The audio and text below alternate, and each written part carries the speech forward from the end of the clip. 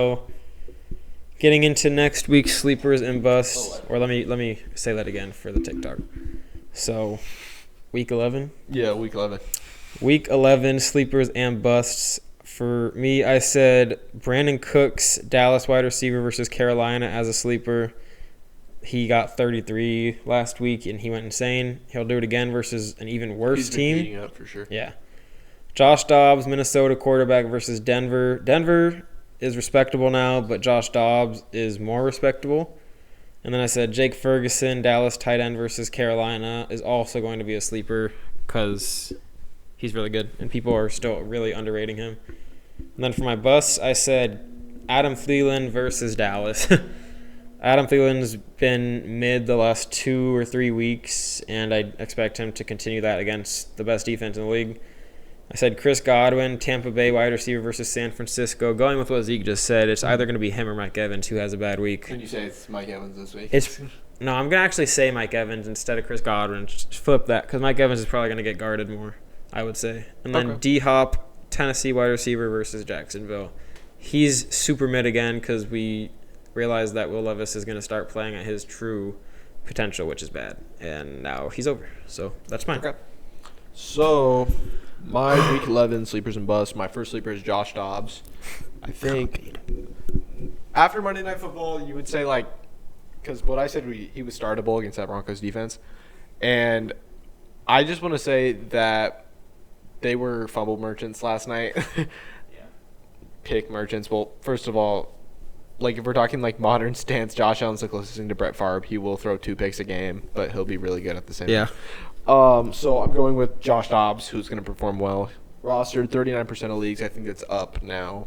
I would think so. Yet, he's a bench player for a lot of people now. Moving on to Devin Singletary.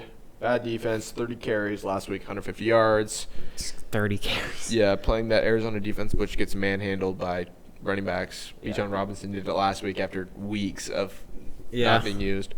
30 carries is insane. Home state. But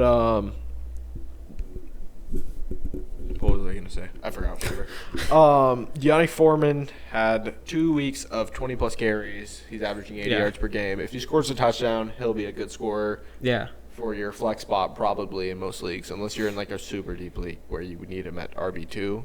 Yeah. Or if you're having injuries or bye weeks. Yeah, especially injuries, he'd be good to pick up. And then moving on to my bust, I have Keaton Mitchell, who is not there's no point in picking him up at this point. He had one really odd week where he got he didn't even have a lot of carries. He had 13 carries, but he had a ton of yards. He did okay, and then so that was it. And then last week he had 3 carries, and 1 reception. But he still scored 13.9, which is pretty good. But yeah, it's not bad. I don't see him continuing that unless he makes a really weird jump this week, which I could be wrong about. I'm not afraid of being wrong. Yeah, it's fair because I'm wrong a lot. But not me. Yeah, then I'll make my mental adjustments on what I think about Keaton Mitchell. Yeah. But moving on to Tyler Boyd, with Higgins out this week, he still won't get great targets. Those will just shift over to Jamar Chase.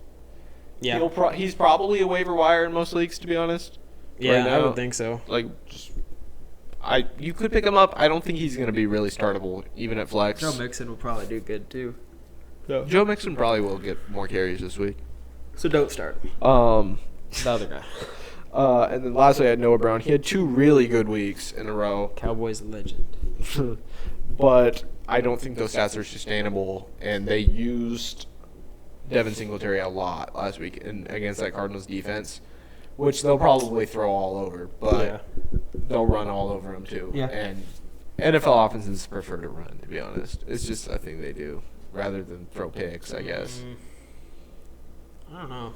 Just if you notice, it's if they're playing a bad team. It's really just 50-50. Yeah, I guess. It just depends I what agree you what you say, need. but I feel like playing the Cardinals, that Texans team is depending on who you want to. Just because it's going to be easier, and also you don't want to wear out. If I'm the Texans, I'm probably throwing it more against I don't know. the Cardinals. The Cardinals, because they have a really decent, bad defensive backcourt. They have a decent D-line, and Devin and our D-line's not good at this point. Yeah, but it's really washed. Whoever I'm thinking of, Texans running back, who I picked up, he's trash. Devin.